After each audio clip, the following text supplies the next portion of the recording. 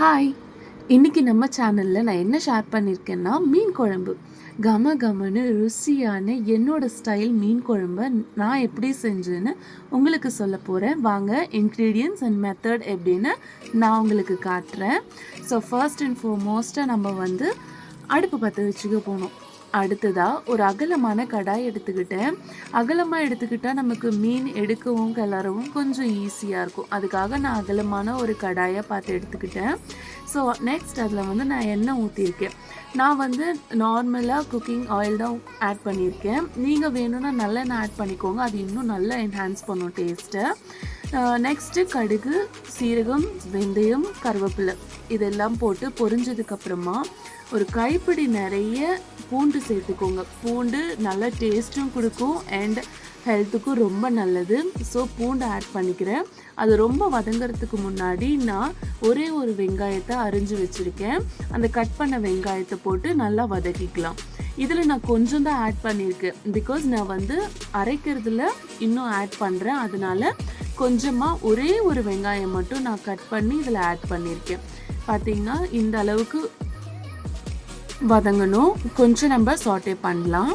இதோட next process அடுத்து நம்ம என்ன ஆட் பண்ண போகிறோம்னு பார்த்தா 3 பச்சை மிளகாய். இது காரத்துக்கெலாம் இல்லை, சும்மா ரொம்ப நான் கீரி கூட ஆட் பண்ணலை, அது ஒரு கட் கூட பண்ணலை. நான் 3 பச்சை மிளகாய் சிம்பிள் ஜஸ்ட் லைக் தட் நான் ஆட் பண்ணேன், அவ்வளோதான். சைட் பை சைட் நான் ஒரு மிக்சி ஜாரில் ஒரு 2 வெங்காயம் எடுத்திருக்கேன், ரஃப்பாக கட் பண்ணியிருக்கேன். அடுத்து ஒரு 4-5 வெங்காயம், மீடியம் சைஸாக இருந்தால் ஒரு 5 வெங்காயம் எடுத்துக்கோங்க. பெரிய வெங்காயமாக இருந்தால் தக்காளிங்க, இது பெரிய தக்காளியாக இருந்தால் 5 எடுத்துக்கோங்க. ஸோ இதை நல்லா பேஸ்ட்டாக நம்ம அரைச்சிக்கலாம். கேமரா பொசிஷனில் நீங்கள் பார்க்காதீங்க, ஸோ ஃபஸ்ட்டுன்றனால அப்படி இப்படின்னு தான் இருக்கும், கொஞ்சம் அட்ஜஸ்ட் பண்ணிக்கோங்க. இதை நல்லா அரைச்சி எடுத்துக்கிட்டோமா. மீன் வாயில் இங்கே பாருங்கள், இது நல்லா சாட்டே பண்ணியாச்சு, நல்லா கோல்டன் ப்ரௌன் கலரில் வந்தாச்சு. இதுக்கப்புறம் நம்ம என்ன ஆட் பண்ண போகிறோம்னா மசாலா ஆட் பண்ணிக்கலாம். நான் பிளெயின் சில்லி பவுடர் ஆட் பண்ணியிருக்கேன். நீங்கள் வேணும்னா வீட்டில் அரைச்ச மிளகாத்தூளும் ஆட் பண்ணுங்கள். இங்கே பாருங்கள், வீட்டில் அரைச்ச மிளகாத்தூளும் நான் இதில் ஆட் பண்ணியிருக்கேன். பிளெயின் சில்லி பவுடர், வீட்டில் அரைச்ச மிளகாத்தூள். காரம் நல்லா பார்த்துக்கோங்க, ரொம்ப காரமாகிட போகுது. ஸோ எங்களுக்கு தேவையான காரத்தை நான் இதில் ஆட் பண்ணியிருக்கேன். நல்லா காரசாரமாக இருந்தால் தானே மீன் குழம்புக்கு நல்ல டேஸ்ட்டு. ஸோ நான் காரம் கொஞ்சம் எக்ஸ்ட்ராவே ஆட் பண்ணியிருக்கேன். ஸோ அந்த பச்சை வாசனை, அந்த மிளகாத்தூளோட பச்சை வாசனை போகிற வரைக்கும் அந்த எண்ணெயிலேயே நல்லா வதக்கிக்கலாம். பாருங்கள் எவ்வளோ அழகாக கொதிக்குதுல, கலரே ரொம்ப அப்படைசிங்காக இருக்குது. அடுத்து நம்ம அரைச்சி வச்ச வெங்காயம் தக்காளி பேஸ்ட்டை ஆட் பண்ணுறோம். ஸோ வெங்காயம் தக்காளி பேஸ்ட்டு தான் நம்மளுடைய குழம்புக்கு குவான்டிட்டியை கொடுக்குது. ஸோ அதுக்கேற்ற மாதிரி நீங்கள் ஆட் பண்ணிக்கோங்க. இது நாங்கள் 4 பேர் அளவுக்கு நான் செஞ்சுருக்கேங்க. உங்கள் ஃபேமிலியில் எத்தனை பேர் இருக்காங்களோ அந்த அளவுக்கு நீங்கள் குவான்டிட்டியை கூடவோ குறைக்கவோ செஞ்சுக்கோங்க. ஸோ இது போட்டு நல்லா கொதிக்க வைக்கணும். பாருங்கள், நல்லா மிக்ஸ் பண்ணி விட்டுருங்க, ஈவனாக நல்லா மிக்ஸ் பண்ணணும். பார்த்தீங்களா, நல்லா கொதி வருது. இந்த ஸ்டேஜில் நம்ம மூடி போட்டு ஒரு 10 மினிட்ஸ் நம்ம அப்படியே விட்டுடலாம். கொஞ்சம் சிம்மில் வச்சுக்கோங்க, ரொம்ப ஹையில் வச்சுட்டா அடி பிடிச்சிரும். இப்போது நெக்ஸ்ட்டு நம்ம லிட் ஓப்பன் பண்ணிவிட்டு இந்த குழம்புக்கு தேவையான உப்பு போட்டு நம்ம கொஞ்சம் தண்ணி ஊற்றிக்கலாம். போதும், இப்போது பச்சை வாசம் போயிருக்கும். இப்போ நம்ம தண்ணியை ஆட் பண்ணிக்கலாம். உப்பு பார்த்து போட்டுக்கோங்க. உப்பும் காரமும் கொஞ்சம் எக்ஸ்ட்ரா இருந்தால் நல்லாயிருக்கும், எங்களுக்கு அந்த டேஸ்ட் பிடிக்கும். ஸோ நீங்கள் பார்த்து ஆட் பண்ணிக்கோங்க.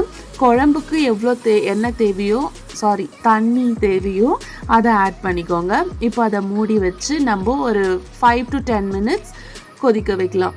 அடுத்து இந்த குழம்புக்கு தேவையான புளி, மீன் குழம்புனாலே புளி தானேங்க, புளியும் மீனும் தான் இம்பார்ட்டண்ட். ஸோ நான் இதை டிஷ் செய்ய ஆரம்பிக்கிறதுக்கு முன்னாடியே ஊற வச்சுட்டேன். ஒரு எலுமிச்சை சைஸ் அளவுக்கு புளின்னு வச்சுக்கோங்களேன். நல்லா புளிப்பும் வேணும் இல்லையா? ஸோ அதை நல்லா கரைச்சி அந்த புளி தண்ணியை இதில் ஆட் பண்ணிக்கிட்டேன்.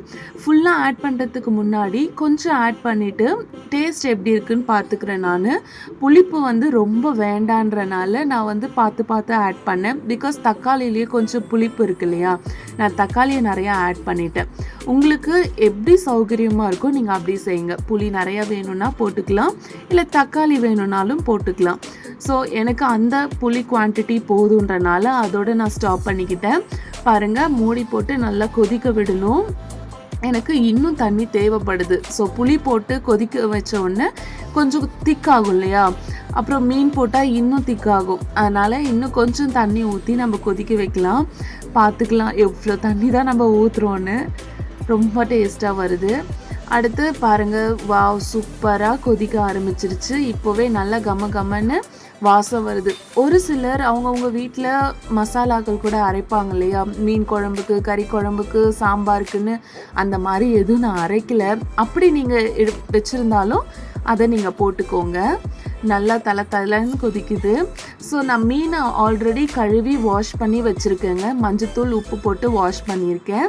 நான் வெறும் தலையும் வாலும் மட்டும்தான் குழம்புக்கு யூஸ் பண்ணுறேன். பிகாஸ் மீதி எல்லாமே நான் ஃப்ரைக்கு மேரினேட் பண்ணி வச்சுட்டேன். அந்த ஃப்ரைக்கான டிஷ்ஷை நான் இன்னொரு டைம் நான் உங்களுக்கு சொல்கிறேன் ரெசிப்பியை. இப்போது நான் இந்த தலை, வால், 1-2 பாடி பீசஸ் இருக்கும். ஸோ இது எல்லாத்தையும் நான் இதில் ஆட் பண்ணிக்கிறேன்.